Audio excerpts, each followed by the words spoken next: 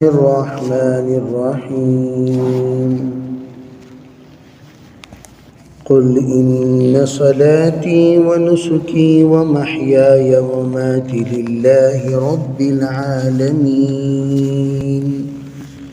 لا شريك له وبذلك أمرت وأنا أول المسلمين۔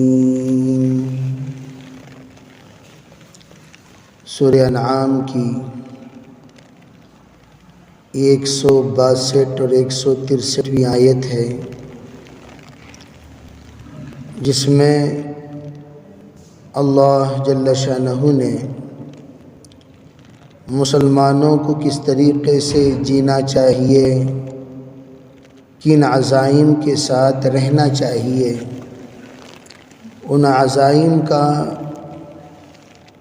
حضرت ابراہیم علیہ السلام کے واقعے کے بعد اللہ نے نقل فرمایا۔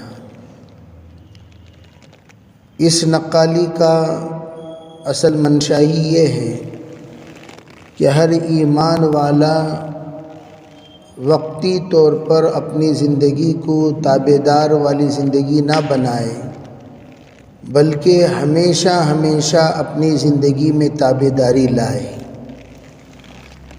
اسی لیے حضرت ابراہیم علیہ السلام کے عزائم کو اللہ تعالیٰ نے امت کے سامنے ظاہر فرمایا اور یہ کہا کہ پہلا مسلمان جن عزائم کے ساتھ جیا ہے اور جن عزائم کے ساتھ اپنی زندگی گزارا ہے، اسی طرح آخری تک آنے والا مسلمان بھی اسی کے تابعدار ہو کر رہنا چاہیے۔ چنانچہ اللہ تعالیٰ نے نقل فرماتے ہوئے کہا، اے ابراہیم آپ کہہ دیجئے، اس بات کو واضح کر دیجئے، آپ کی قربانی کیا محدود ہے؟ قربانی صرف اسماعیل کی قربانی کے ساتھ، یا جیسے ہم لوگ اگر کہیں تو عید الاضحیٰ کے ساتھ کیا آپ کی قربانی محدود ہے، یا اس کے بعد بھی آپ اسی طرح اللہ کے تابعدار ہو کر رہیں گے؟ اس کو حضرت نبی علیہ السلام کے سامنے بھی ظاہر کرنے کا حکم دیا۔ قل اننی ہدانی ربی الی صراط مستقیم۔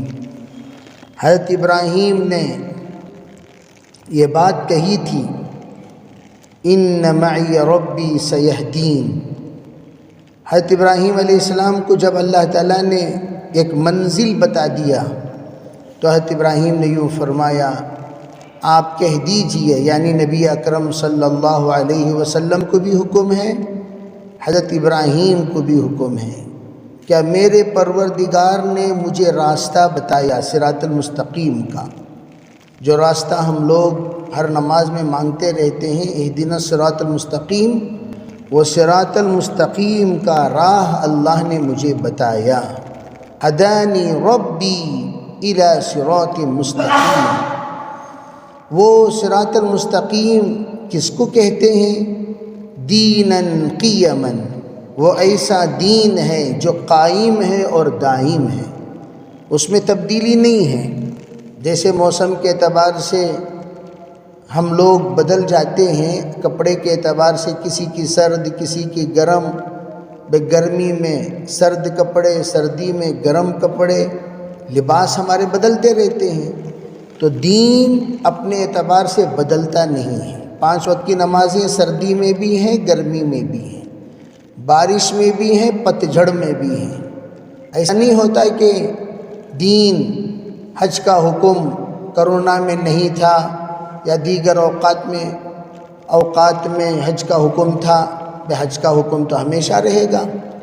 جو اس وقت میں حج کرنے کی استعداد رکھتے ہیں وہ حج کریں گے، اور جو اس وقت میں نماز پڑھنے کا وقت رکھتے ہیں وہ نماز پڑھیں گے۔ جیسے علماء کہتے ہیں، کائنات میں ہر گھڑی فجر کی نماز ہو رہی ہے، کائنات میں ہر گھڑی ظہر کی نماز ہو رہی ہے، کائنات میں ہر گھڑی عصر اور مغرب و عشاء کی نماز ہو رہی ہے۔ اللہ نے اوقات کا جو نظام عالم کا بنایا، کوئی نہ کوئی جگہ پر وہاں فجر کی نماز مسلسل ہوتی رہتی ہے۔ الصلاۃ خیر من النوم کی آواز مسلسل گونجتی رہتی ہے، اقامت مسلسل ہو رہی ہے، اذانیں مسلسل ہو رہی ہیں۔ کوئی گھڑی دنیا میں ایک لمحہ بھی ان عبادتوں سے، سجدوں سے، رکوع سے کائنات خالی نہیں ہے۔ اللہ تعالیٰ نے فرمایا کہ جو صراط المستقیم آپ ہم سے مانگتے رہتے ہیں، اہدنا الصراط المستقیم، ہم نے دے دیا۔ وہ کون سا صراط المستقیم ہے؟ دیناً قیماً، وہ قائم رہنے والا، دائم رہنے والا دین۔ وہ دین کس نے تفصیل سے سمجھایا؟ ملت ابراہیم حنیفہ، ابراہیم علیہ السلام کی ملت جو بالکل باطل سے ہٹ کر حق کے راہ پر ہے۔ وما كان من المشرکین، ذرا برابر ابراہیم علیہ السلام نے اللہ کے ساتھ شرک نہیں فرمائی۔ کس کس میں شرک نہیں فرمائی؟ فرمایا قل، ابراہیم آپ کہہ دیجئے، ان صلاتی، میری بدنی تمام عبادتیں، گویا بدن کی عبادتوں میں بھی ہم کسی کو شریک نہیں کریں گے۔ اس لیے علماء فرماتے ہیں جھک کر سلام کرنا یہ بھی شرک کا شائبہ رکھتا ہے۔ جھک کر سلام کرنا، جیسے کہ عام طور پر ہم لوگ کچھ طبقے کو دیکھتے ہیں کہ وہ جھک جاتے ہیں اور سلام کرتے ہیں۔ حضرت نبی علیہ السلام داخل ہوئے صحابہ اکرام میں تو صحابہ کھڑے ہو گئے۔ حضور نے فرمایا لا تقوموا کالعاجم، عجمیوں کی طرح آپ لوگ مت کھڑے ہو جاؤ، بیٹھ جاؤ، بیٹھ کر کیا بات ہے بات کرو۔ ہاں البتہ کوئی معذور ہے، کوئی مجبور ہے، جو کافی بزرگ ہو چکے ہیں، ان کی مدد کے لیے کوئی کھڑا ہو گیا اور اونٹ سے اتار رہا ہے، جیسے کہ آپ علیہ السلام نے انصاری صحابہ سے فرمایا جب ان کے سردار حضرت سعد رضی اللہ تعالی عنہ تشریف لائے تو حضرت نے فرمایا قوموا الی سیدکم، تم اپنے سردار کے لیے کھڑے ہو جاؤ۔ تو مجبور ہیں تو کھڑے ہو سکتے ہیں، مجبور نہیں ہیں تو کھڑنا منع ہے۔ تو آپ نے فرمایا بدنی تمام عبادتیں، ان صلاتی و نسکی، نسک اصل میں کہتے ہیں قربانیوں کو، مالی تمام عبادتیں، یہاں مراد کیا ہے؟ قربانی۔ کہ قربانی کوئی دیتا ہے تو وہ مال سے ہی دیتا ہے۔ جانور خریدتے ہیں تو مال سے خریدتے ہیں، کوئی فری میں لے کر نہیں آتا، پیسہ دیا جاتا ہے اور جانور خریدا جاتا ہے، پھر اس کے بعد اسے ذبح کیا جاتا ہے، تو مال سے ہی خریدتے ہیں۔ تو یہاں پر نسکی سے مراد مالی تمام قربانیاں، ہم جو بھی مال کے اعتبار سے صدقہ کریں یا زکوٰۃ دیں، صدقہ فطر دیں یا قربانی دیں، جو بھی خیر کا کام کریں اللہ کے لیے کرنا چاہیے، اس میں کسی کو شریک نہیں کرنا چاہیے۔ جیسے بدن کی عبادت خالص اللہ کے لیے، مال کی عبادت بھی خالص اللہ کے لیے۔ وَمَحْيَايَ، اور میرا زندہ رہنا، عجیب بات فرمایا، میری زندگی اگر ہے تو وہ اللہ کے لیے ہے۔ وَمَحْيَايَ، میری زندگی ہے تو وہ اللہ کے لیے ہے۔ وَمَمَاتِي، اور میرا مرنا بھی اللہ کے لیے ہی ہوگا۔ یعنی کوئی کیا مطلب؟ عربی کوئی انسان زندگی بھر اللہ کے تابع دار ہو کر جیے گا تبھی تو اللہ کے لیے مرے گا، اچانک تھوڑی مرے گا۔ پوری زندگی اللہ کے لیے جیتے جیتے جیسا جیتا ہے ویسا مرتا ہے۔ حدیث پاک میں جیسے مشہور و معروف روایت ہے، سند کے اعتبار سے متکلم فی ہیں، لیکن ہمارے اکابر اس کو بیان کیا کرتے تھے، تعیشون تموتون کما تعیشون، جیسے تم لوگ جیو گے ویسے تمہاری موت آئے گی۔ ابھی حال میں کچھ لوگوں نے سوال کیا تفسیر کی مجالس میں کہ جتنے لوگ کرونا میں مرے کیا سب کے سب شہید ہیں؟ سوچنے کی بات ہے، کرونا میں جتنے لوگ مرے کیا سب کے سب شہید ہیں؟ وبائی امراض میں جتنے لوگ مرتے ہیں کیا سب کے سب شہید ہیں؟ علماء نے فرمایا نہیں، جن کی پچھلی زندگی تابع داری میں گزری انہی کی شہادت کو، موت کو شہادت کا درجہ دیا جائے گا۔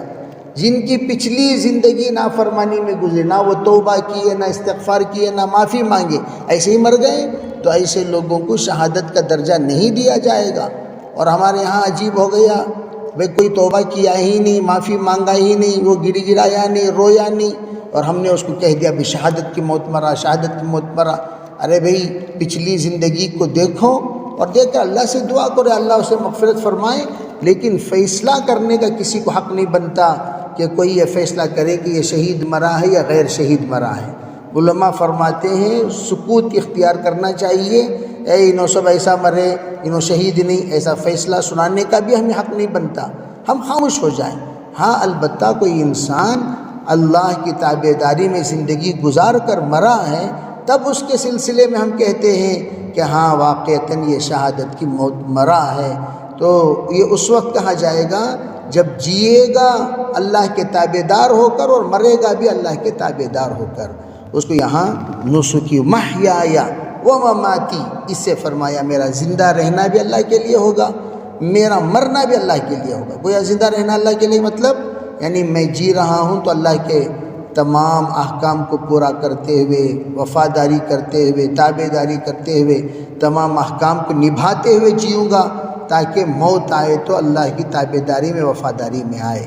پھر آگے فرمایا کہ للہ رب العالمین، اسی رب ذوالجلال کے لیے میرا جینا مرنا ہوگا، لا شریک لہ، ذرا برابر میں اس میں کسی کو شریک نہیں کروں گا۔ اللہ کے ساتھ کسی کو شریک نہیں، انہوں بھی راضی ہو جائے، انہوں بھی راضی ہو جائے۔ اسی لیے علماء فرماتے ہیں جو مخلص ہوتے ہیں ملامت کرنے والوں کی ملامت کی فکر نہیں کرتے۔ مخلص ہوتے ہیں تو ملامت کرنے والوں کی ملامت کی فکر نہیں ہے، ان کو تو بہرحال اپنا اللہ کو راضی کرنا ہوتا ہے۔ اس لیے ایک عجیب بات حضرت عطا اللہ شاہ بخاری رحمۃ اللہ علیہ سے کہا، حضرت آپ بڑے مجمع بھی بیان کرتے ہیں، چھوٹا مجمع 2 آدمی 3 آدمی ہوتے تب بھی آپ بیان کرتے ہیں، کیا بات ہے؟ تو حضرت نے فرمایا میرا بیان اللہ کو راضی کرنے کے لیے ہوتا ہے، مجمع کو راضی کرنے کے لیے نہیں۔ تو مجمع چاہے زیادہ ہو یا کم ہو، بہرحال بات پہنچانا، اس لیے کہ جو طالبین ہوتے ہیں وہ چاہے 1 ہو یا 2 ہو، اللہ انہی سے کام لیتا ہے۔ ہو سکتا ہے ہزاروں کے مجمع میں وہ 1-2 ہی ہمارے بات کو لینے والے، اپنے کام کرنے والے، اللہ تعالیٰ نے ان کو بعد میں بھیجا۔ تو جب بھی بھیجا میں اپنی پوری بات جو مجمع میں کیا وہ بات میں ان کے سامنے بھی رکھتا ہوں، تاکہ اللہ ان کے ذریعے سے میرے پیغام کو امت تک پہنچا دے۔ تو حضرت فرماتے تھے مخلصین وہ کسی کی پرواہ نہیں کرتے۔ اسی طرح حضرت نے اسی بات کی طرف اشارہ فرمایا، لا شریک لہ وبذالک امرت، اسی کا میرا رب نے مجھے حکم دیا، جو میں کہہ رہا ہوں اسی کا میرا پروردگار نے مجھے حکم دیا۔ وَأَنَا أَوَّلُ الْمُسْلِمِينَ، حضرت نے فرمایا میں پہلا مسلمان۔ اب سوال پیدا ہوا پہلا مسلمان کیسا؟ بھی پہلا مسلمان تو حضرت آدم علیہ السلام ہیں، آدم علیہ السلام پہلے مسلمان ہیں، اب اول المسلمین حضرت کیسے فرما رہے ہیں؟ تو اس کا جواب دیا گیا، دیکھیے یہ کہے اول سے مراد تمام پیدائش کے اعتبار سے، ایک ہے اول سے مراد شریعت مطہرہ کی تکمیل کے اعتبار سے۔ حضرت ابراہیم علیہ السلام کا اول کہنا یہ پیدائش کے اعتبار سے نہیں، پیدائش تو آدم علیہ السلام کے اول ہیں، اور اول آدم علیہ السلام ان کے زمانے میں عبادتوں کا حکم کم تھا، معاشرہ اور معاملات کا حکم زیادہ تھا۔ عبادت کا حکم کم تھا، معاشرہ، حالات اور امتحانات جتنے ابراہیم علیہ السلام پر آئے اس سے پہلے کسی نبی پر، حضرت نوح علیہ السلام پر حالات آئے، لیکن سنگل فیس تھا، وہ ڈبل فیس نہیں تھا، سنگل فیس۔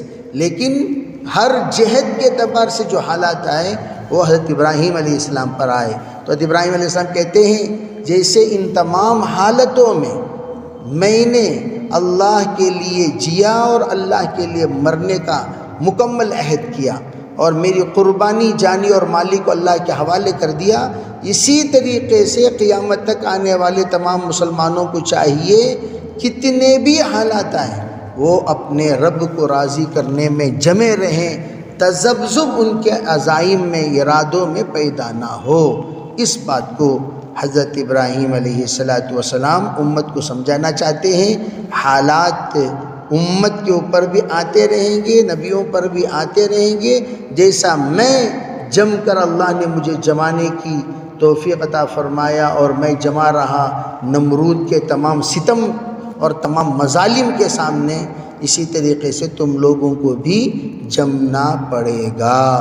یہ آخر میں حضرت نے اول المسلمین کے ذریعے سے پیغام دیا، اور علماء فرماتے ہیں ہوا سماکم المسلمین، مسلمان نام جو رکھا اس امت کو وہ حضرت ابراہیم علیہ السلام نے رکھا۔